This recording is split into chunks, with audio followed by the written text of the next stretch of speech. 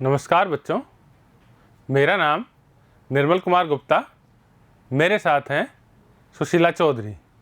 बच्चों, आज के वीडियो में हम कक्षा 11 की हिंदी विषय की पाठ्य पुस्तक वितान के अध्याय 1 का भाग 1 पढ़ेंगे। लेखक है कुमार गंधर्व। अध्याय का नाम भारतीय गायिकाओं में बेजोड़ लता मंगेशकर। शुरू करें बच्चों। ये हैं लेखक कुमार गंधर्व। इनका परिचय। इनका जन्म सन 1924 में हुआ। जन्म स्थान सुलेभावी गांव है, जो कर्नाटका के बेलगांव जिले में है। इनकी मृत्यु सन 1992 में हुई। इनका मूल नाम शिवपुत्र सड़ीधा रमैया कामकली था। बच्चों, मात्र 10 वर्ष की उम्र में इन्होंने गायकी की पहली मंचीय प्रस्तुति दी।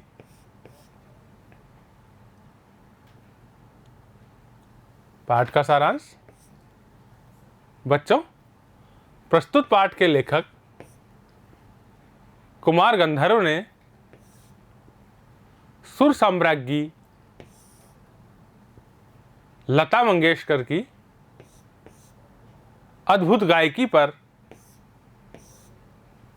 प्रकाश डाला है। उन्होंने लता मंगेशकर की गायन की विशेषताओं को उजागर किया है। लेखक कहते हैं कि एक बार जब मैं बीमार था, तब मैंने रेडियो लगाया। अचानक एक अद्वितीय स्वर कानों से टकराया। इस स्वर में कुछ विशेष जादुईपन था। मैं उसे तन्मयता से सुनता रहा। जब गाने का अंत हुआ तो गायिका का नाम घोषित करते हुए कहा गया, लता मंगेशकर। लेखक तब से ही लता जी का गाना सुनते आ रहे हैं। लता जी से पहले प्रसिद्ध गायिका नूरजहां का चित्रपट संगीत में अपना जमाना था। अर्थात लता जी से पहले नूरजहां प्रसिद्ध थी, लेकिन बाद में आई हुई लता जी उनसे आगे निकल गई। कला के क्षेत्र में इस तरह के चमत्कार कभी कभार देखने को मिलते हैं। जैसे लता जी का नूरजहां से आगे निकलना,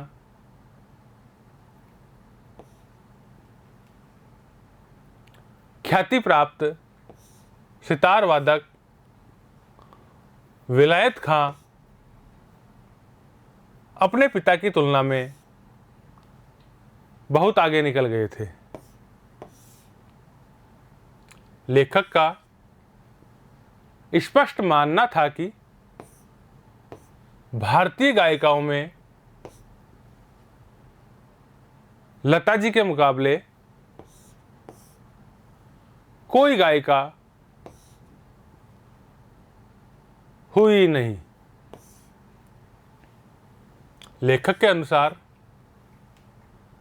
चित्रपट संगीत के कारण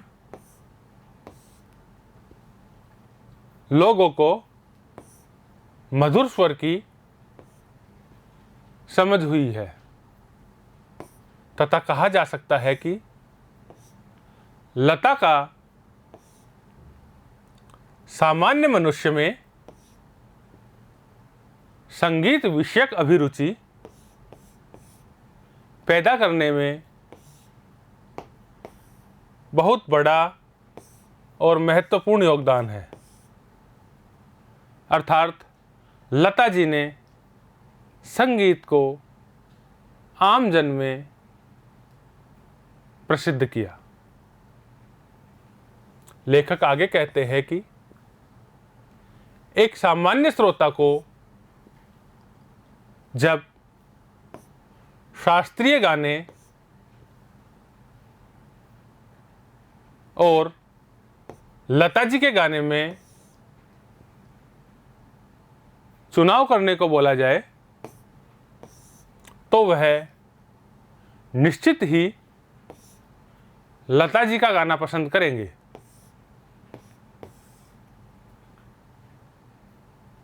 इसका सीधा कारण है लता जी के गानों में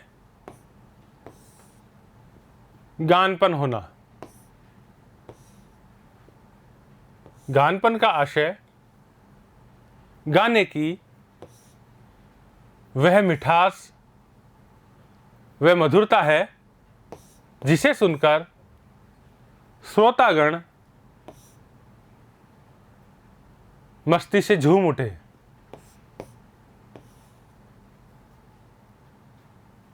लेखक के अनुसार लता जी के गानों की एक और विशेषता है उसका नादमय उच्चारण। उनके गीत के किन्हीं दो शब्दों का अंतर स्वरों के अलाप द्वारा बड़ी सुंदर रीति से भरा रहता था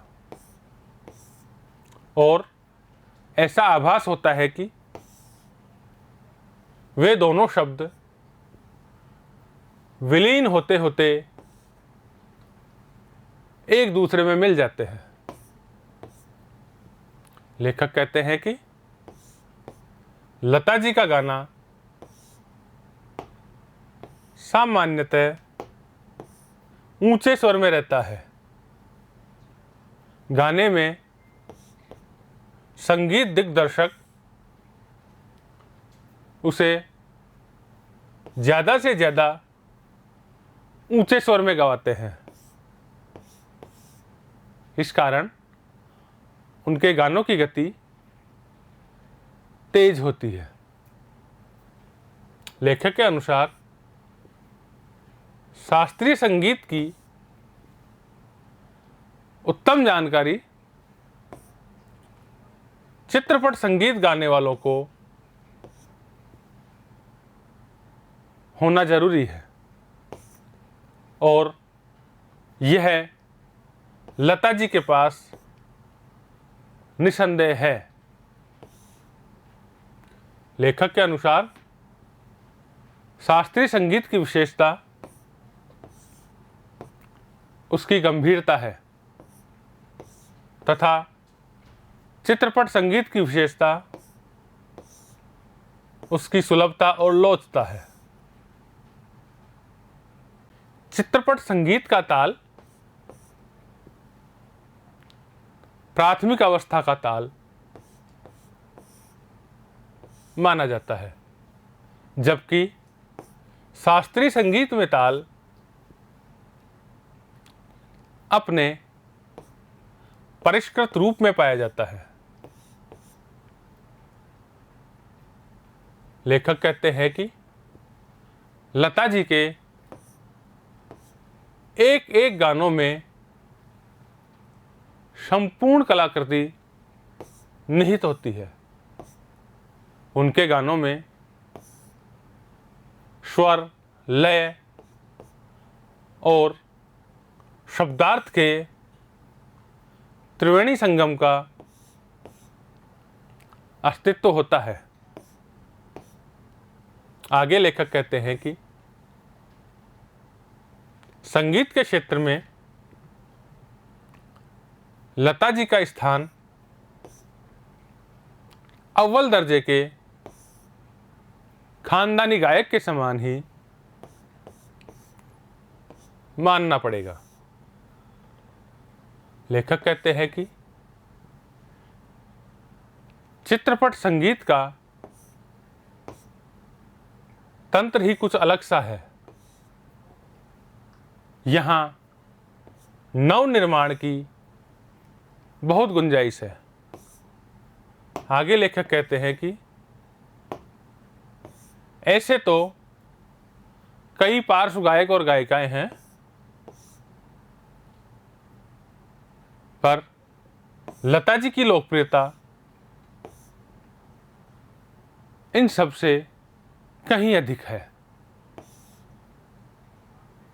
उनकी लोकप्रियता के शिखर का स्थान अचल व अडिग है।